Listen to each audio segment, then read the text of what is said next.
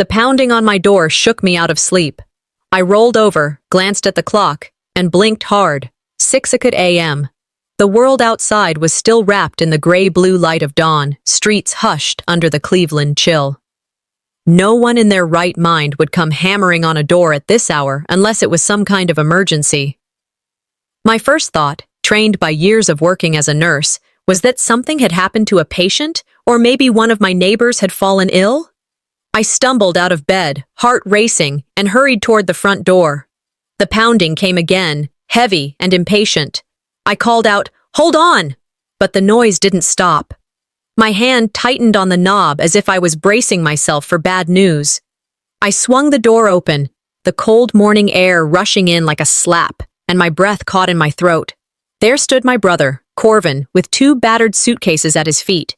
His eyes were wide, not with fear, but with something more dangerous: entitlement. He didn't ask, he didn't greet me. He simply pushed his words at me like a verdict. "Move out, it's mine now."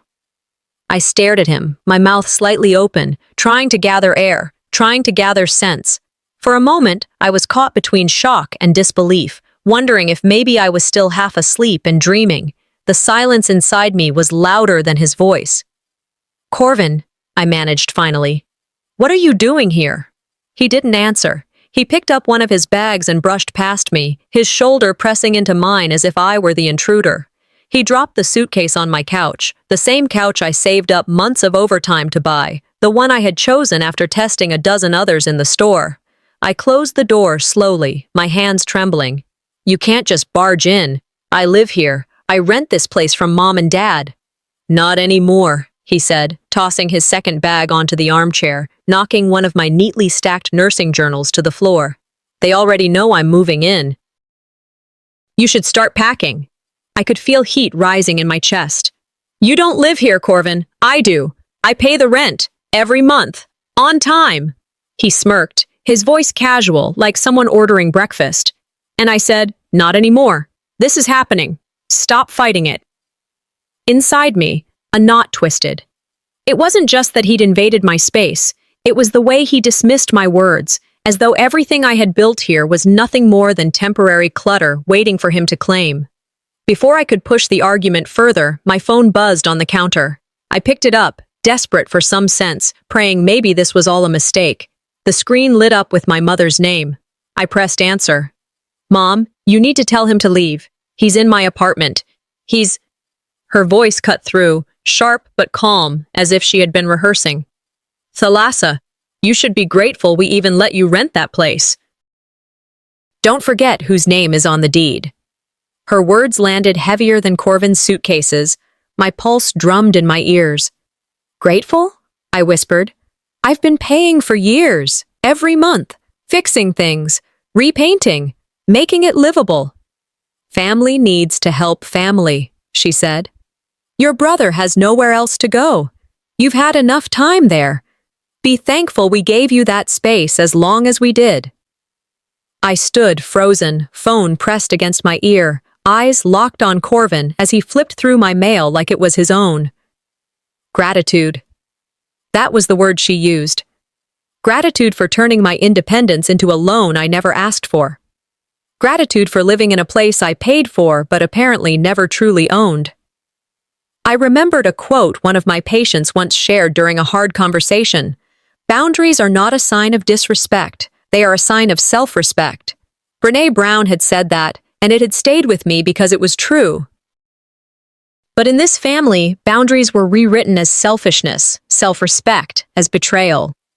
All these years, I thought, all these years of being reliable, of fixing the leaks, of painting the walls, of carrying the rent, and now I'm told it was just a favor? I hung up without saying goodbye. The room felt colder. I glanced around at everything I had worked for. The new curtains I had picked because the morning light softened against them, the rug I'd chosen for its warmth underfoot after long shifts, the shelves I had assembled piece by piece until my hands blistered. Every corner whispered of my effort, my independence. I had chosen this apartment for a reason. It was the first time I had stood on my own 2 feet, the first time I proved to myself that I didn't need anyone's permission to build a life. I remembered my double shifts at the hospital, the exhaustion in my bones, and how I saved just enough to make rent and still keep this place alive. This wasn't just a roof, I thought. It was proof I wasn't dependent on anyone.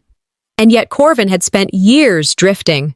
Unemployed, one scheme after another, always cushioned by my parents' excuses. He's just struggling, they would say. He'll get back on his feet. They spoke of his future as if it was a golden promise, while mine was treated as mundane fact, steady but invisible. Maybe they never saw me at all. Maybe they only ever saw him, the one with potential, while I was the one who simply kept things afloat.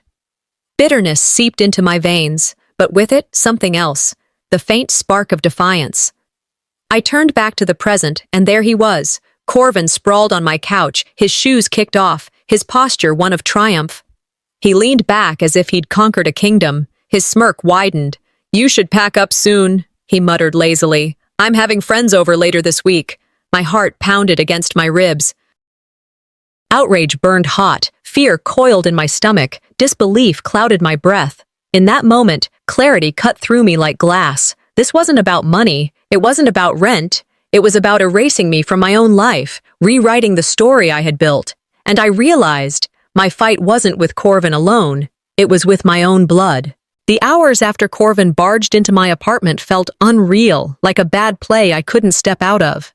He had made himself comfortable without hesitation, his muddy boots sinking into the rug I bought on sale after months of saving, his suitcases blocking the hallway like barricades. Every detail screamed violation. This was no longer my sanctuary, but a stage for his triumph. I walked around, picking up one of my fallen nursing journals, and felt as though someone had peeled the skin from my life and was wearing it as their own. I reached for my phone, my hands stiff, and texted my parents. "Corvin just moved into my place. He says you agreed. Is this true?" I watched the 3 dots of their reply blink too quickly for comfort. "Come over this morning. We need to talk. No denial, no outrage, just cold arrangement." A chill passed through me, stronger than the draft from the front door. For one brief second, I let myself hope. Maybe they wanted to settle this properly. Maybe they'd tell him to back off. The suspense gnawed at me as I got dressed, each motion heavy, like pulling on armor. As I drove across town, Cleveland's winter sky hung gray over the houses, my breath fogging the windshield, my chest a drum of dread. The kitchen in my parents' house smelled faintly of reheated coffee. I sat at the table, my hands folded, waiting for a reason. Evadne entered first, her cardigan pulled tight, her lips set in a line that already told me what she was about to say. "You're the youngest," she began without greeting. "You've had enough time in that place. Now it's your brother's turn." I blinked, the words hitting me like stones. "Enough time. I've lived there because I pay for it. Every bill, every repair, every ounce of work to keep it standing." "How can you say it's his turn like it's a game?" She adjusted her glasses and shook her head as if speaking to a child. "Fair doesn't always mean equal. Families share. You've had your season. Now it's Corvin's." "Fair should mean earned," I shot back, my voice sharper than I intended. "I worked double shifts to pay on time. I fixed the plumbing when it broke. I repainted those walls myself. What exactly did he earn?" Her tone softened but carried poison underneath. "A woman doesn't need so much space anyway. You'll understand one day." My jaw clenched. Sexism disguised as practicality, an insult wrapped in care. I had walked into this kitchen searching for fairness, and instead I found a script already written, one where I was reduced to someone temporary, expendable. Osric entered then, his steps slow but firm, the smell of engine oil still clinging to his jacket even after years of retirement. He didn't raise his voice. He didn't need to. His authority was quieter, more dangerous. "Corvin was once the pride of this family," he said, leaning against the counter. "He still has potential. He could have been somebody if life hadn't knocked him down." "And me?" I asked, daring him to meet my eyes. "You're steady," he said simply, dismissively. "You pay bills. You keep things going. But you were never the dreamer. He's the one who can rise again." The sting of those words cut deeper than shouting ever could. I was the invisible labor, the background hum, the one who held everything together while they pinned their hopes on his wasted promises. I thought bitterly, in this country, we worship the dreamers, even when they never wake up. But the ones who build, who sustain, we call them ordinary. Their gaze told me I was the scaffolding, never the structure. I inhaled slowly, forcing myself not to break. Instead of exploding, I chose my weapons, questions sharp enough to slice. Who fixed the pipes last winter when they burst? I asked evenly. Silence. Evadne's fingers tightened on her mug. Who paid the property taxes when the notice came, and you said you were short? Osric shifted, his eyes avoiding mine. And who, I leaned forward, kept that apartment from falling apart while Corvin drifted from job to job? You're making too much of this, Evadne snapped, her voice tightening. That's what family does. It's expected. Expected doesn't mean invisible, I replied. Invisible labor is still labor. It just doesn't get applause. The air thickened between us. My tone had shifted. Not pleading, not begging, but firm. And the more I spoke, the more defensive they became, as though my truth was an act of rebellion. For the first time, I realized strength wasn't in silence, but in marking hypocrisy out loud. The conversation closed like a slammed door. Evadne placed her mug down with finality. Your brother needs this more than you do. Family sacrifices for family. Osric nodded in agreement, his voice gravelly. He'll get back on his feet. You'll understand one day. I stood, my chair scraping the linoleum floor, their eyes fixed on me as though waiting for surrender. But I didn't cry, and I didn't yield.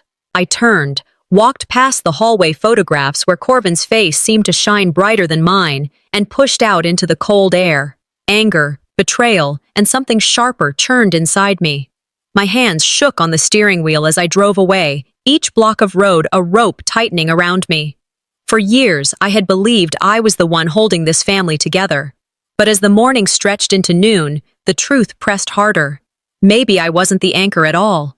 Maybe I was just the rope they tied tighter and tighter until there was no air left in me. And I saw it clearly. They weren't asking me to help. They were asking me to disappear. The house felt different the moment I walked back in after Corvin's sudden takeover. My apartment wasn't a home that morning. It was a stage where I no longer belonged. He had sprawled out with his bags blocking the hallway like barricades, and his boots left streaks of mud across the rug I'd carefully cleaned the night before.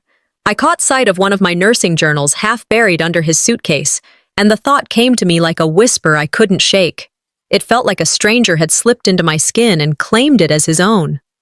I picked up my phone and typed out a message to my parents. Corvin just barged into my place. He says you agreed to this. Is that true? My fingers hovered for a moment before I pressed send. I stood by the counter staring at the screen, waiting for clarity, hoping against everything that they would respond with outrage, that they'd tell him to leave immediately. The reply came quickly. Come to the house this morning. We need to talk. I sat with that line, the cold air from the cracked window creeping up my spine. They hadn't denied it. They hadn't even asked if I was okay. Just a summons. I dressed slowly, my clothes feeling heavier than usual, as though every button, every sleeve was a piece of armor I wasn't sure I could wear right.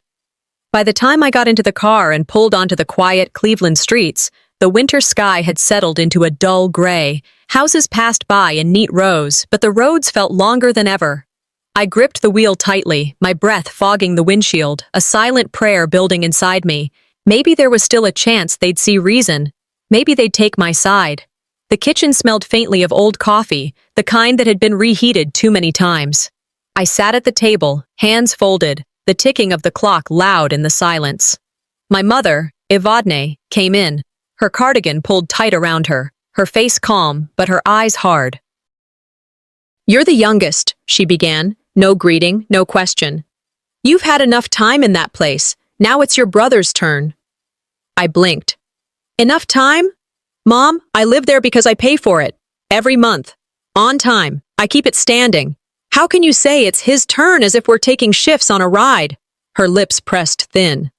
Fair doesn't always mean equal. Families share. You've had your season. Now it's Corvin's. Fair should mean earned, I countered, my voice sharper than I intended. I've worked double shifts, skipped meals, carried rent and repairs while he sat idle. What did he earn?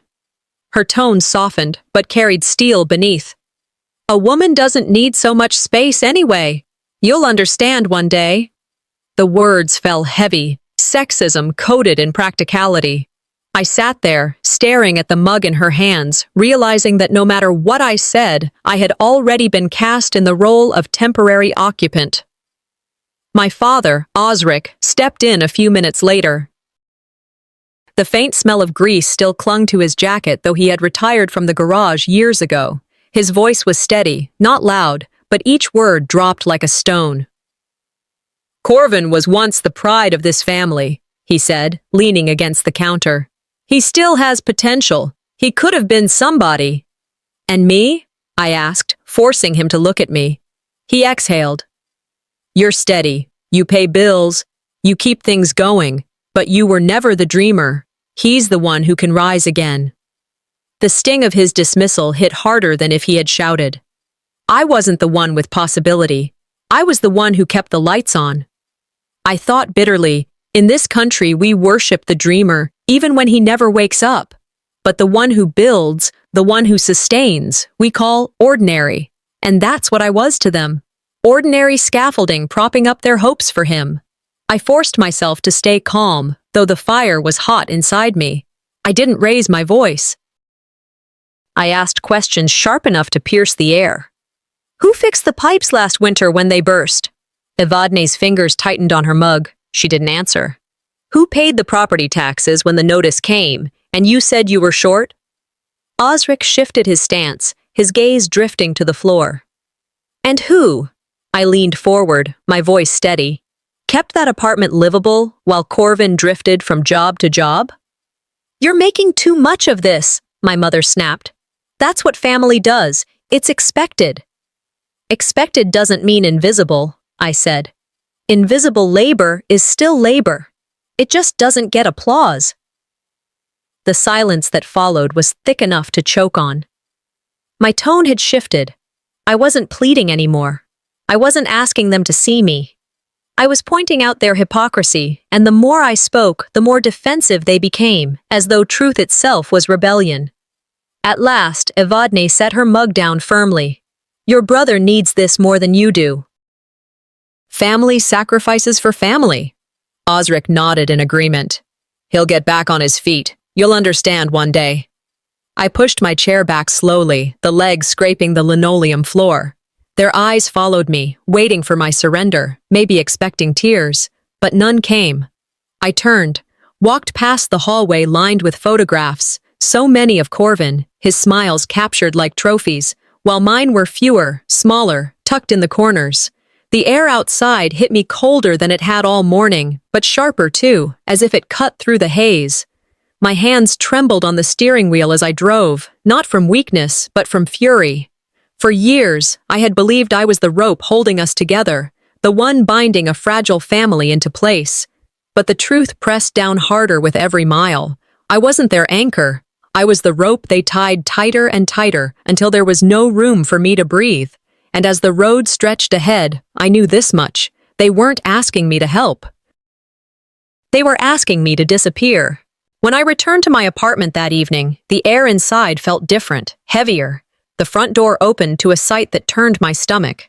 Corvin wasn't just lounging around anymore.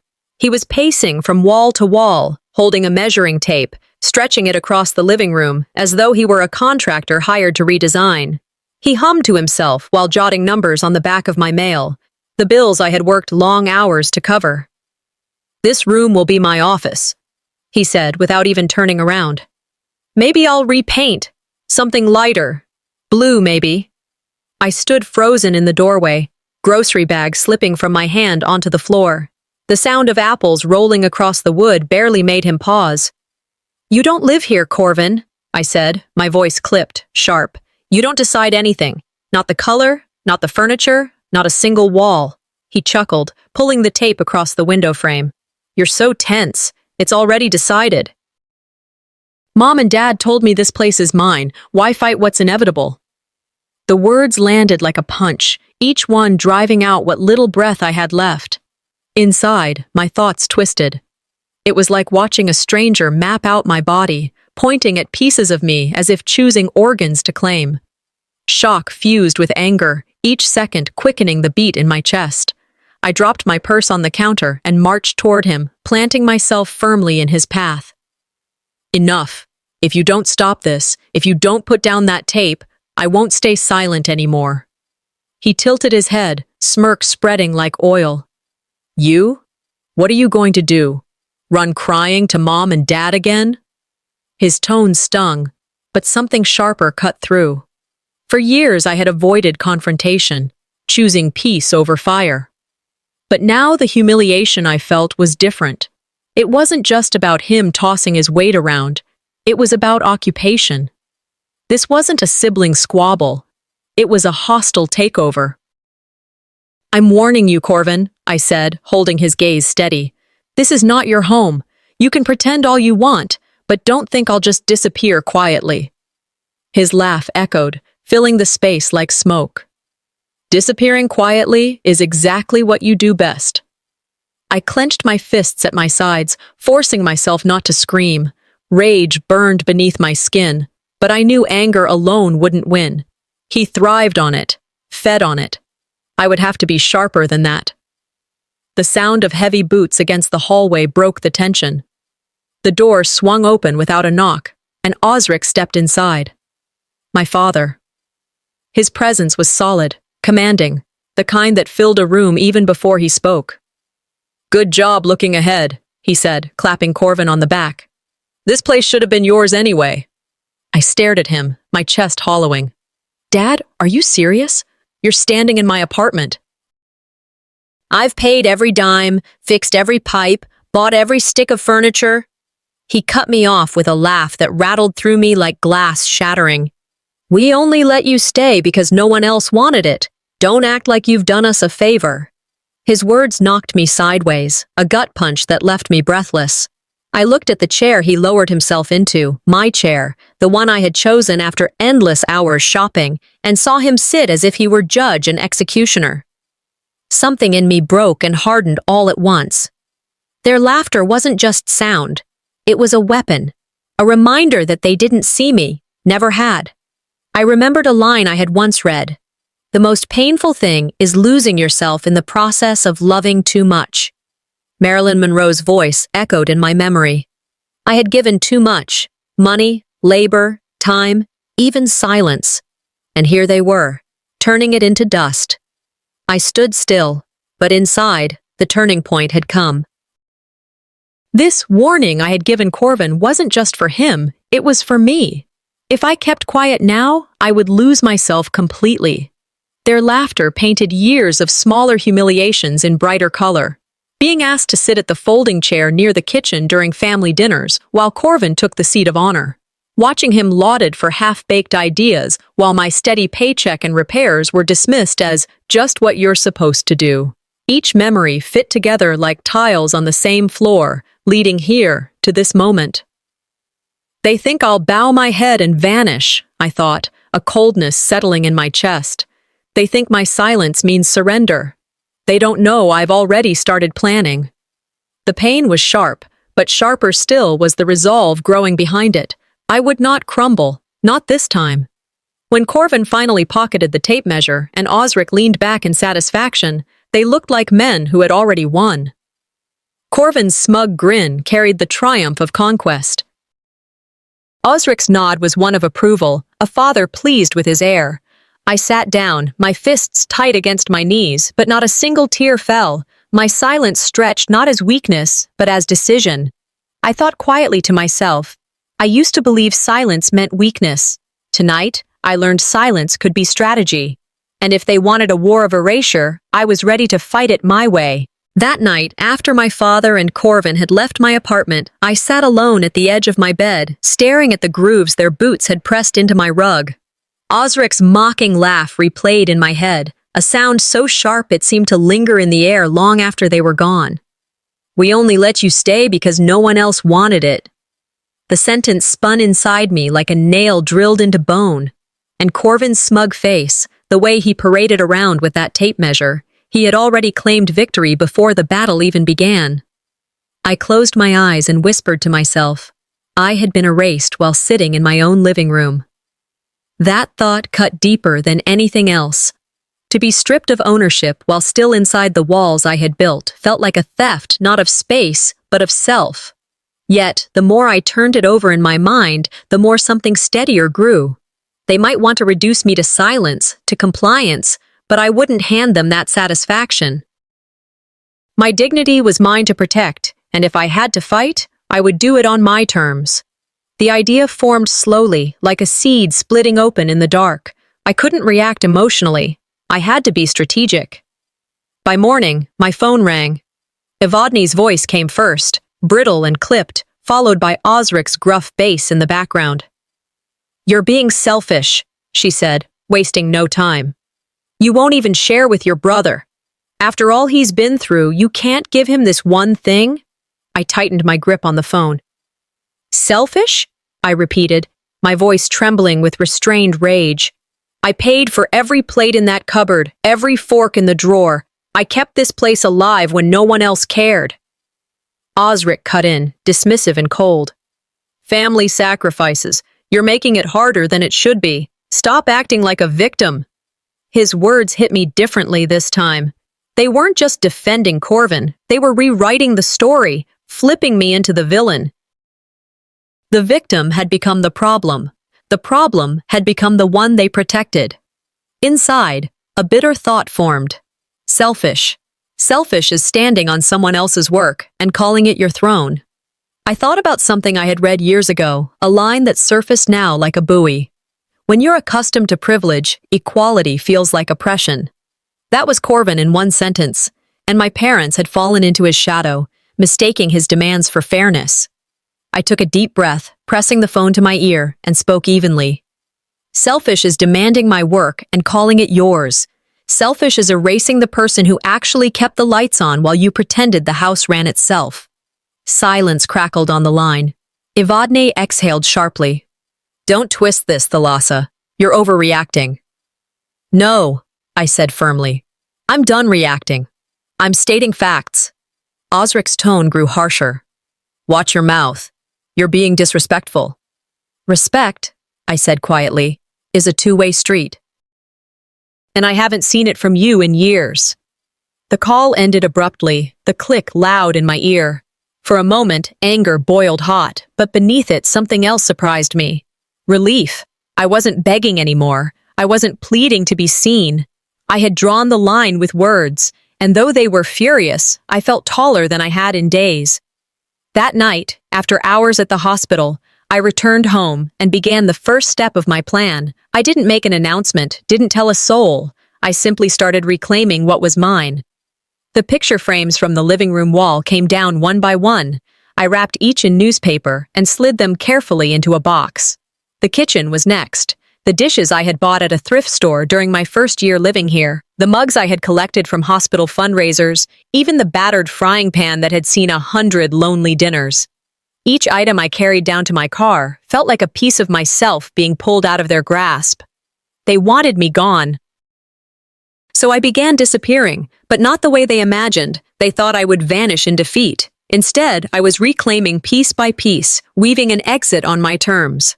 I placed the first box gently in the trunk, closed it softly, and looked up at the apartment windows glowing against the night. For the first time, the space didn't feel like a prison. It felt like a shell I was peeling away, revealing something stronger beneath. They wanted me erased, I thought, standing in the chill. But each thing I take with me proves I was here. Every nail I hammered, every curtain I hung, every receipt with my name. They can't undo that. The silence of the street wrapped around me, not heavy, but protective. I moved slowly, carefully, making sure no one noticed. My strength wasn't in announcing, it was in planning. When I finally sat on the edge of my bed that night, a single box already waiting in the trunk of my car, I let out a long breath. My fists unclenched, my body eased, but my resolve hardened. "They thought they had cornered me," I whispered to the dark. What they didn't see was that every night I was unlocking my way out. The room was quiet, But in that quiet, I found power. And soon, I knew, they would open the door to a home stripped of every lie they'd built. 2 days later, after another grueling shift at the hospital, I carried my bag up the steps and turned the key in the lock, already exhausted. I expected the silence of my apartment to greet me, the kind of silence that could let me finally breathe. But as the door swung open, voices tumbled out instead. Familiar, invasive, wrong. There they were. Corvin lounged in the middle of the room, my parents seated comfortably as though it were their living room, not mine. And in Corvin's hand, raised like a trophy, was my journal. Not the kind with work notes or shopping lists, but the private one I kept in my desk drawer, lists of expenses, frustrations, the inner workings of my mind when the weight of everything pressed too hard. "Listen to this," Corvin crowed, flipping through pages with exaggerated flair. "She actually wrote down expenses like she's running a hotel." Evadne smirked as if it were the most amusing thing she'd heard all week. Osric chuckled, low and dismissive. My chest tightened, my pulse thundering in my ears. This wasn't just invasion anymore, it was exposure. My private words had become their entertainment, my life reduced to a punchline. I dropped my bag to the floor. "Put that down," I snapped, my voice sharper than I'd planned. "That isn't yours to touch." Corvin's grin widened. "What's the big deal? Afraid someone might see what you really think?" I marched across the room, snatched the journal out of his hands, and hugged it to my chest. My breath came fast, but my voice was steady. "This is mine. You had no right." "You're too secretive," Evadne said, leaning back in her chair as though she owned the space. "Always hiding things. Maybe if you weren't so paranoid, there wouldn't be anything to laugh at." Osric joined in, his voice heavy with mock authority. "Families don't need walls of secrecy. If you're embarrassed, maybe that says more about you than about us." I could feel my hands trembling against the leather cover, but I didn't back down. "Privacy isn't secrecy," I said, my voice cutting the air. "Boundaries aren't betrayal." They didn't flinch. Corvin rolled his eyes, Evadne smirked again, and Osric chuckled as if my words were the tantrum of a child. But I pressed on, louder this time. "The right to privacy is the hallmark of freedom. And you," I swept my gaze across all three, "you've trampled it without a thought." For the first time, silence followed. A heavy pause, the kind that shows even bullies recognize when a line has been drawn. Humiliation still burned in my cheeks, but under it came something stronger, anger reshaping itself into resilience. A voice broke the stillness, one I hadn't expected. Sitting on the couch, beer bottle in hand, was one of Corvin's friends, a woman named Zerelda, I'd met only once before. She raised her eyebrows and blurted out, "Wait a second, isn't this technically her place? Everyone knows she's the one paying for it." The words dropped like a stone in water, rippling across the room. My chest lifted at the shock of hearing truth from someone outside the family. For a heartbeat, I felt seen. But Evadne was quick to snap back, her voice sharp with control. "You don't understand family business. This isn't your concern." Corvin tried to laugh it off, waving his hand as though brushing crumbs from a table. "She pays rent, sure, but it's family property. She just happens to live here. Big difference." I stared at him, my grip on the journal so tight my knuckles whitened. It took a stranger to say what they never could, I thought bitterly, that this place was mine, that I mattered. For a brief second, I allowed myself to savor that small validation, bittersweet, fleeting, but real. The pause didn't last. Instead of acknowledging the truth spoken aloud, my parents doubled down. "You're being dramatic," Osric said, his tone dismissive, his arms folded across his chest. "Even outsiders can see it." Corvin leaned forward, his voice raised, almost shouting. "See? Even my friends know. You're just the tenant, not the owner. You don't get it. This place was always meant for me." The words hit me hard, but I steadied my voice. I locked eyes with him, then turned to both of my parents. "If you're going to erase me, at least admit you're doing it. Say it out loud, so you can hear how cruel it sounds." The room fell quiet, just for a beat. The tension was thick, pressing down on every corner of the apartment. No one answered, not with words. But their silence was enough.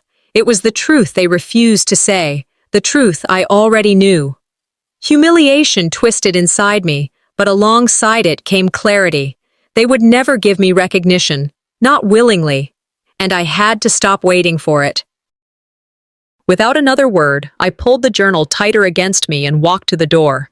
My chest rose and fell with quick, angry breaths. I didn't look back at their faces. I didn't need to. Out in the hallway, the air was cooler, sharper. I pressed the journal to my chest and felt my heartbeat pounding against it like a drum. If they wanted to laugh at me, fine, I whispered to myself. But laughter was all they had left. I still had my plan. I stepped out into the night, my steps firmer with every stride down the stairwell, and every insult they threw only made my silence sharper. It was late Friday afternoon when I came home to find an envelope slipped under my door. At first, I thought it was just junk mail or some neighborhood notice, but the heavy paper and official letterhead stopped me cold. I picked it up, slid my finger under the flap, and pulled out the document. It was a lease amendment. Formal. Typed neatly with every line boxed in, every number printed sharp enough to cut. And at the bottom, signed in two familiar hands, my parents. The words blurred for a second as my chest tightened. My rent was doubled. Not raised, not adjusted, doubled. I heard my father's voice echoing from days earlier. This is for the good of the family. The letter trembled in my hands. I set it on the counter, staring at it as though it might catch fire. They hadn't just taken sides, they had pulled out every nail holding me in place. Inside, the realization formed hard and fast. They didn't want me to stay. They wanted to make staying impossible so that leaving would look like surrender. This wasn't about fairness. It was coordinated sabotage, signed and sealed by the people who raised me. I thought of an old saying I'd once heard. Follow the money, and you'll find the truth. And the truth was this. Money was their weapon, and I was their target. I called immediately. My hands shook, but my voice was steady when Evadne picked up. What is this? I demanded. You doubled my rent? You signed this? Her voice was cold, measured. It's only fair, Thalassa. Corvin will be moving in, and extra expenses need to be covered. Fair? My voice cracked, then steadied. I was already covering everything. Every utility, every repair, every tax bill you conveniently forgot. You're just calling theft another word, family duty. Osric's voice came over the line, low and gravelly. Don't be dramatic. Family sacrifices. You're making this harder than it should be. I gripped the phone tighter. No, you're making it harder. You're rewriting the story. I've carried this apartment for years, and now you hand it to him like a prize. That's not sacrifice. That's betrayal. Their silence stretched, thick and suffocating. Then Evadne said flatly, If you can't handle this, maybe you should find somewhere else. I ended the call without another word. My anger was sharp, but underneath was something colder, clearer. Negotiation was useless. They had made their choice, and now I had to make mine. 3 days later, the next blow landed. I came home to find a glossy flyer waiting on my doormat. At first glance, I thought it was some community event or a neighbor's yard sale, but when I picked it up, the headline caught my breath. Housewarming party, hosted by Corvin, and under it in bold letters, location, my address. My name was nowhere on it, not a footnote, not even a trace. I stood in the hallway staring at that glossy sheet, my keys still in my hand, the apartment door unopened behind me. I had thought humiliation couldn't cut deeper, but here it was, printed in ink for the world to see. Inside my mind, his voice filled the silence. Finally, I've got my own place. This wasn't just about space anymore. It wasn't even about money. It was about erasing me from my own story and replacing it with his. My existence reduced to a temporary placeholder so he could step in and call it his victory. The paper crinkled in my fist as I squeezed it tight. I didn't even realize I was shaking until I dropped my keys on the floor. That night, I sat at the table with the flyer spread out in front of me. I stared at the bold letters as if they were daring me to fold. The cruelty of it all settled into me. The journal humiliation, the doubled rent, now this party invitation, each one a calculated strike meant to push me to the edge. But instead of breaking me, it was shaping me. They were counting on me breaking, I whispered into the empty room. But I wasn't breaking, I was bending into strategy. I thought of an old saying, one passed down in whispers at the hospital when nurses vented about injustice. Revenge is a dish best served cold. Cold. That's how I would play it. Not loud, not desperate, but calculated, patient, exact. I began outlining my next moves in silence. The boxes I had already started filling sat by the door, each one a piece of my life reclaimed. They thought compliance was inevitable, but I had already stepped outside their script. I walked to the fridge, smoothed the flyer flat, and placed it under a magnet. Not as a defeat, but as a reminder. They think this will mark my eviction, I said softly, pressing it into place. But I'll make sure it marks theirs. I stood there for a long moment, staring at those bold words under the kitchen light. Because when that party came, I wasn't planning to be the guest. I was planning to be the storm. By the time I reached my building that evening, laughter spilled out into the hallway before I even touched the door.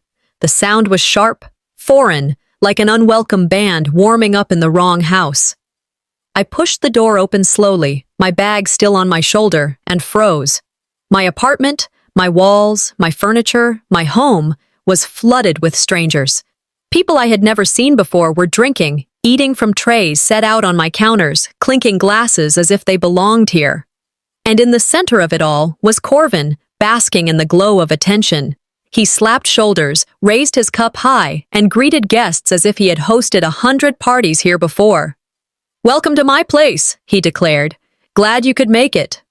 Neighbors nodded approvingly, and one even commented, "You've got good taste, Corvin. Nice curtains, really makes the room feel warm." I gripped the strap of my bag until my fingers went numb. They were complimenting my decorations, my choices, my hard work, but crediting him. Inside my head, the words pounded. They wanted me erased privately before. Tonight, they wanted me erased publicly. I stepped further in, no one stopping me, but no one acknowledging me either. The humiliation burned, disbelief mingling with anger as I watched them all admire what was never his to give. Then my eyes caught the wall above the couch, where a family photo once hung, a photo of me, Corvin, and our parents. There was a new frame. My stomach dropped. I walked closer, weaving past laughing guests. It wasn't new. It was the same frame, the same picture, except my face had been cut out. In its place was a photo of just Corvin and my parents, smiling together, complete without me. A guest nearby tilted their head. "Where's your sister in this?" Corvin smirked, smug as ever. "She was never really part of this home." For a second, the room blurred. The folding chair had been rehearsal. This was opening night. My literal erasure now hung on the wall for everyone to see. I clenched my jaw, steadied my breath, and let the fury settle into something sharper. Instead of lashing out, I walked calmly to the center of the room. Conversations faltered. Some turned to watch. Guests seemed to expect an outburst, a screaming match, but my composure was so steady it startled them. "If you're going to celebrate," I said clearly, my voice carrying across the chatter, "at least celebrate with the truth." Eyes followed as I reached into my bag and pulled out a folder, one I had prepared days ago. I spread the papers out on the coffee table. The lease agreement, signed in my name, page after page of receipts for the furniture, the appliances, even the rug beneath their feet. Silence poured over the room. A few guests shifted uncomfortably. Someone whispered, "She's got proof." Corvin stiffened, then tried to laugh, his voice higher than usual. "She's exaggerating." "It's not like that." But my voice cut through his. "I had been invisible in this house, but tonight, I chose to make your lies transparent." Evadne stepped forward quickly, her hand raised as if to swat the truth out of the air. "Documents don't matter. Family matters. That's what counts." I turned to her, holding her gaze steady. "If family mattered, you wouldn't have erased me from the photo." The murmurs grew louder. Guests exchanged glances, the weight of truth shifting in the room. Corvin's facade was cracking, and they all saw it. Osric tried to salvage it with his usual authority. Enough. This is embarrassing. But the damage was already done. Their guests weren't looking at me with shame. They were looking at him, at them. Sunlight is the best disinfectant, I said, my voice calm but unyielding. And tonight, all of you get to see what's really been festering here. The room erupted with overlapping voices, some defending me, some muttering doubts about Corvin, others whispering shock at the photo, the receipts, the clear evidence of my erasure. For once, the noise wasn't against me. It was on my side. And I stood there, taller than I had felt in years. I walked over to the wall, pulled the frame down, and set it face down on the table. The sound of glass tapping wood echoed louder than the chatter. They wanted me gone from the picture, I thought, my hands steady now. Tonight, I left them with the empty frame instead. The room stilled, guests staring at the bare space on the wall where the photo had hung. I didn't need to say more. The silence itself carried the weight of every erased memory, every betrayal. And as I looked around at their faces, friends, neighbors, strangers, I knew the night had only just begun. The morning after Corvin's so-called party, the apartment felt like the aftermath of a storm. The walls that had once echoed with drunken laughter and careless chatter now groaned in silence. Empty bottles littered the counters, crumbs dotted the rug, and the stale air reeked of cheap beer. But there was something else in that silence, something heavier. Corvin stirred from the couch, his head hanging low, eyes still puffy from a night of celebrating himself. He rubbed his temples, then stood slowly, looking around. His movements grew frantic, his gaze darting from corner to corner. "Where the hell is everything?" His voice cracked, sharper with each word. The couch he sat on was the only one left. The lamps were gone. The kitchen shelves bare. The end tables missing. Even the small rug under the coffee table had vanished. All that remained was the skeleton of a party surrounded by walls that suddenly looked too bare. As if on cue, Evadne and Osric arrived.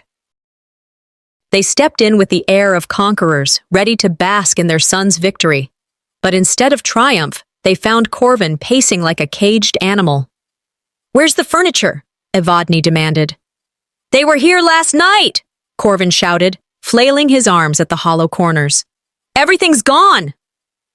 I watched from the doorway, leaning quietly against the frame, the last set of keys dangling from my hand. They came for victory. They found vacancy. Corvin's head whipped toward me. "You! What did you do?" Evadne's face flushed, her voice shaking. "Thalassa, what is this? What happened here?" I stepped forward, calm, measured, my heels clicking against the floor that now amplified every sound. Everything missing. That was mine. The lamps, the rug, the shelves, you name it. I paid for it. I have the receipts to prove it. Corvin's face twisted. "You can't just strip the place." I met his rage with an even voice. "I didn't strip it. I took what was mine." "You're welcome to the lies you paid for." The emptiness of the living room amplified my words. The echoes bounced off bare walls, every syllable louder than any piece of furniture could have been. "What you own ends up owning you," I said, recalling a line I once read by Chuck Palahniuk. "But this?" I swept my arm across the hollow space. "This never owned me. You did." Evadne sputtered, her hands tightening on her coat. "You went too far. This isn't how family treats family." But her protest sounded small in the cavernous room. Osric stepped forward, puffing out his chest. "You can't just take everything," he barked, trying to summon the authority that used to silence me. I looked him in the eye, my voice cold as stone. "I just did. And all you had left was my silence." The line cut through the room like glass. For a moment, even Corvin froze, his face reddened, his fists clenching, his voice breaking with fury. "You think you've won? You think you can embarrass me like this? You embarrassed yourself," I replied evenly. Evadne tried one last time, her tone desperate now. "You abandoned family. That's what this is. You walked away when we needed you most." I shook my head slowly, my words quiet but unflinching. Family abandoned me long before I walked out. The sentence landed with finality. Osric flinched. Corvin's anger boiled into incoherent muttering. Evadne's face crumpled, not in regret, but in the sting of having no defense left. For the first time, I felt the balance shift, not loudly, not with triumph, but with empowerment so steady it seemed to hum in my bones. The shouting must have carried farther than I realized, because soon there were murmurs outside the door. I caught glimpses of neighbors peeking in, some of the party guests from the night before lingering curiously. Their whispers grew into a ripple that filled the hall. "Didn't she pay for everything?" someone whispered. "So the brother just took over?" another asked. Corvin's face turned crimson as he realized the audience had returned. His carefully built facade was collapsing in front of witnesses who had once applauded him. Osric, usually the pillar, suddenly looked smaller, diminished in his own stance. He adjusted his coat nervously, his eyes darting to the floor. Evadne's hand shook as she clutched her purse. They wanted the world to see my erasure, I thought. Instead, the world saw their emptiness. The humiliation they had reserved for me had reversed, spilling onto them in full view of the very people they had hoped to impress. And this time, the silence of those watching wasn't indifference, it was judgment. I took one last look at the bare room, its emptiness almost beautiful now. It wasn't a loss, it was a liberation. I stepped toward Osric, pressed the set of keys into his palm, and let them drop. The clink of metal against skin sounded louder than all the shouting that had come before. "An empty room," I said softly, "has more honesty than a house full of liars." I turned without another glance, their voices cracking behind me, tangled in desperation and anger. But none of it reached me. Because with every step out of that apartment, I was leaving behind not just the space, but the lies that had tried to bury me. And as the hallway swallowed their chaos, I stepped into silence that belonged only to me. The first few mornings in my smaller apartment were unnervingly quiet. No heavy footsteps pacing the hallway, no laughter meant to humiliate me, no voices pressing me into a corner. I would wake up, put on a pot of coffee, and sit at the small table by the window, letting the silence fill me. But it wasn't empty. That silence carried weight. I could still hear the metallic clink of the keys dropping into my father's palm, the sound of finality, louder than any shouting match we had ever had. That moment replayed in my mind, not as defeat, but as victory. I told myself, sometimes the loudest thing you can do is walk away. I remembered a quote I once saw framed in a waiting room at the hospital. "Silence is sometimes the most powerful scream." I understood it now. My calm, the deliberate act of walking out, had shaken them far more than any words. In their abandoned apartment, they had chaos, bare walls, echoes of their own cruelty, the taste of humiliation. In mine, I had peace. I sat there, the morning light slanting across the reclaimed furniture I had taken with me, and thought, my calm was their storm. It didn't take long for word to spread. Cleveland wasn't a small town, but gossip traveled faster than cars on the freeway. Neighbors who had attended Corvin's party told others how the night ended. People who once excused my brother's failures whispered about him now with pity or disgust. Corvin called me, his voice tight, almost breaking. "You ruined everything," he yelled before I even said hello. I held the phone steady. "No, Corvin, you ruined yourself. I just stopped carrying your comfort." "You embarrassed me in front of everyone," he snapped. "Do you know what it's like to have people looking at you like you're pathetic?" "Yes," I said evenly. "I do. You and our parents made sure I felt that way for years." The silence on the other end stretched.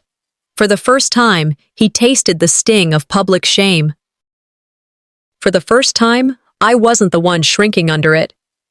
His voice cracked as he muttered, "You'll regret this," before hanging up. But the words sounded hollow, desperate, like a boy threatening a storm he could no longer summon. A day later, it was my parents' turn. Evadne's voice came sharp on the line, followed by Osric's steady rumble. "Family sticks together," she began, her tone laced with anger disguised as disappointment. "You've embarrassed us, Thalassa. Everyone's talking. Do you know what that feels like?" "Yes," I said calmly. "I know exactly what it feels like." Osric cut in, low and commanding. "You've gone too far. This isn't about right or wrong. It's about loyalty. You don't shame your own blood in front of outsiders." I laughed softly, not cruel, just tired. "Family doesn't erase family. You taught me that the hard way.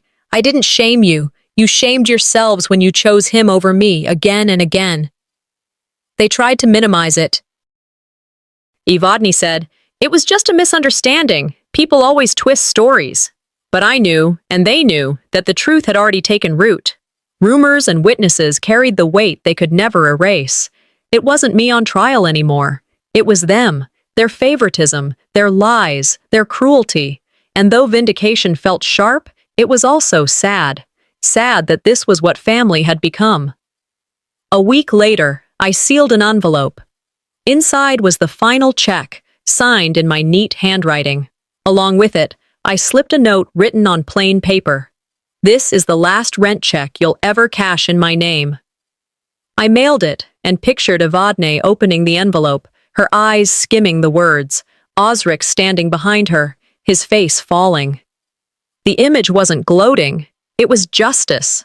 I thought, I gave them what they wanted, freedom from me. But freedom has a cost. When you strip someone down to nothing, you don't get to keep the version of them that carried you. You get silence. And silence is expensive. That evening, I stood in my new apartment, surrounded by the furniture I had reclaimed. The table I had assembled until my hands blistered, the rug that warmed my feet after long shifts, the lamps that glowed softly at night. Each piece carried a history, proof that I had built something real, something they could no longer touch.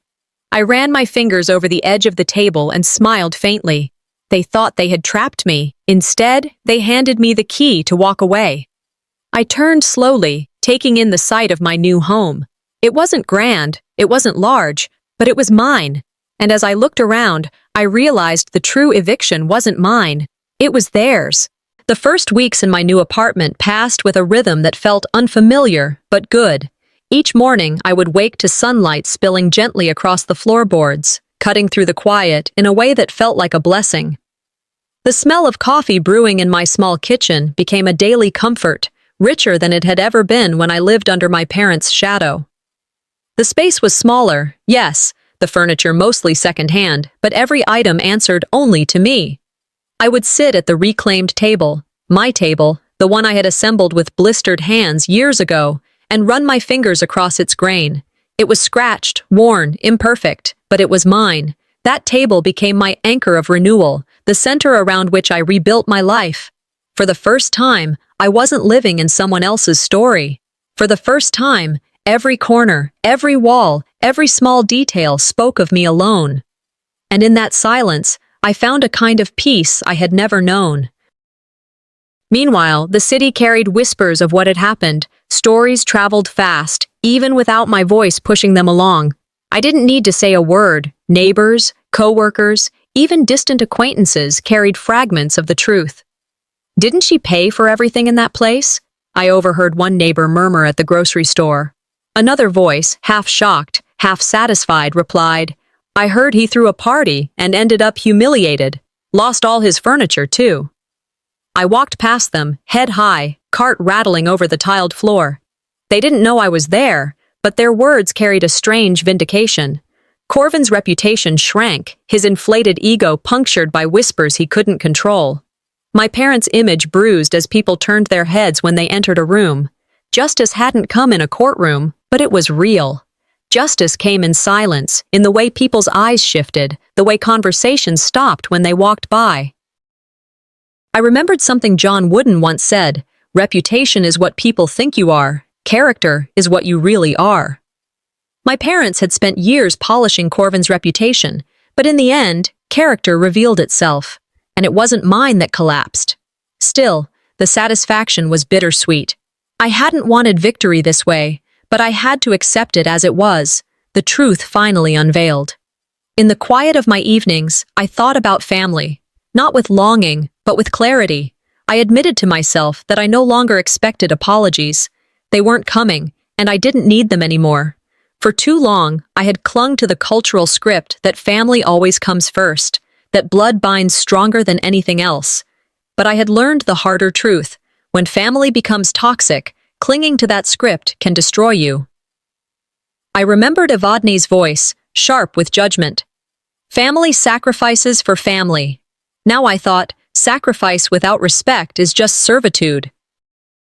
The words echoed through me with a calm I hadn't felt before. My sacrifice had been demanded, not honored.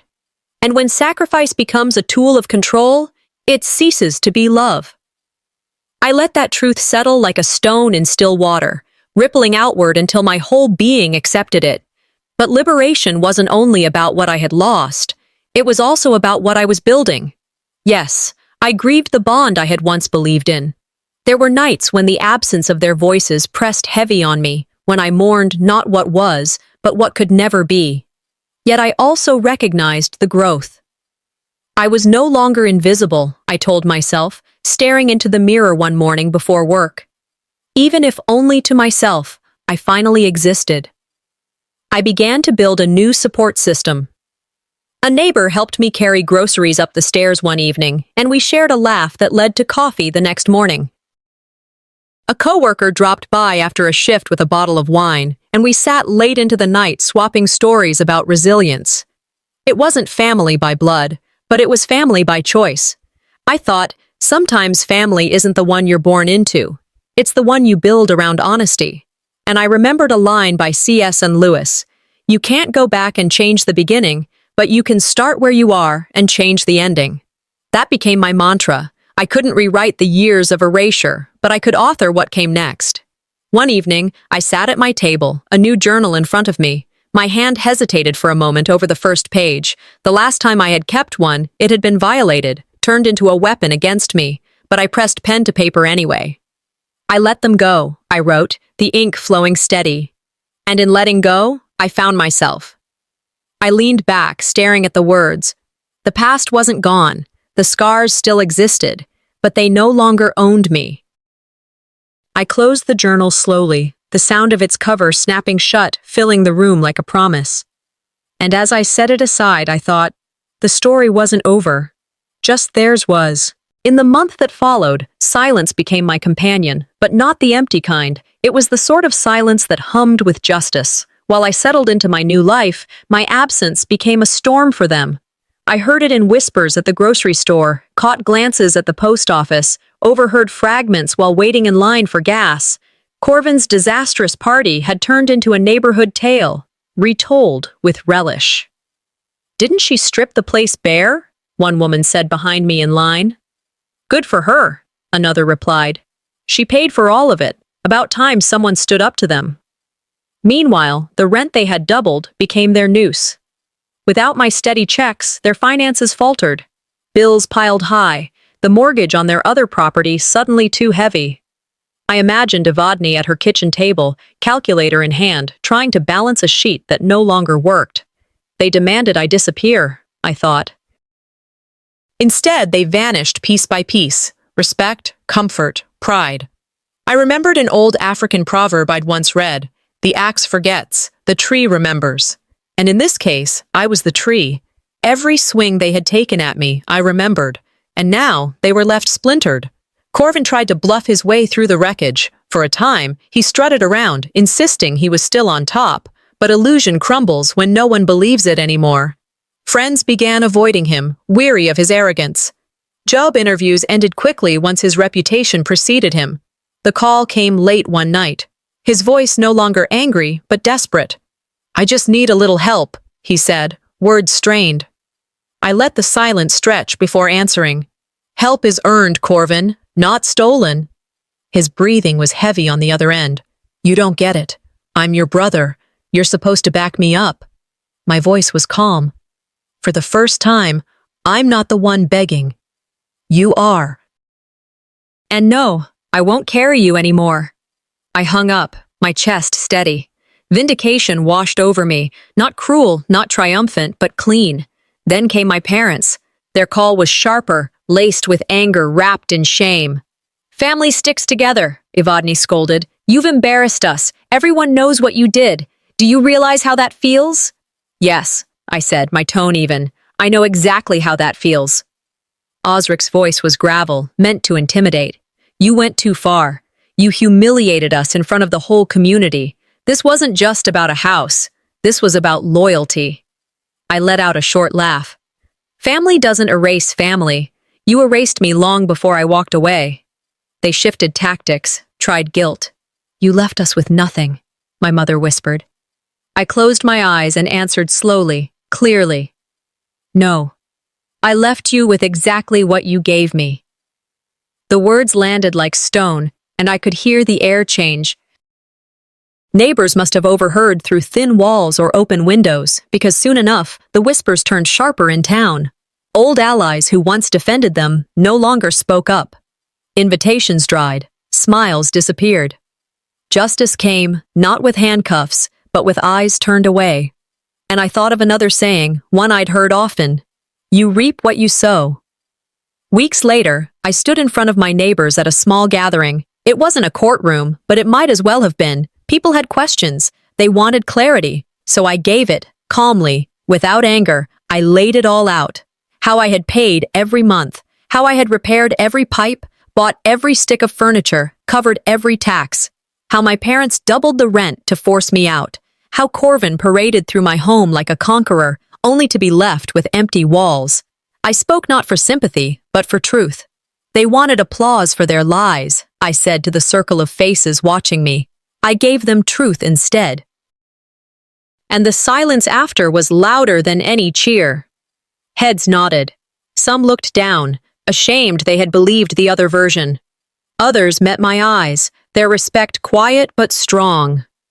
That night, Corvin and my parents' image crumbled completely. Their power had been built on performance, but without an audience, the act was worthless.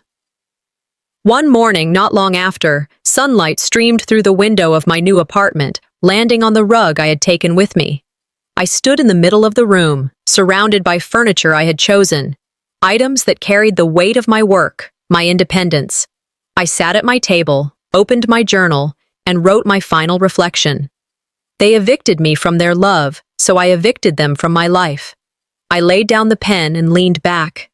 The eviction they planned wasn't mine, it was theirs, from my future, from my story. I closed the journal with a soft thud, smiling faintly. Because some doors should never open again.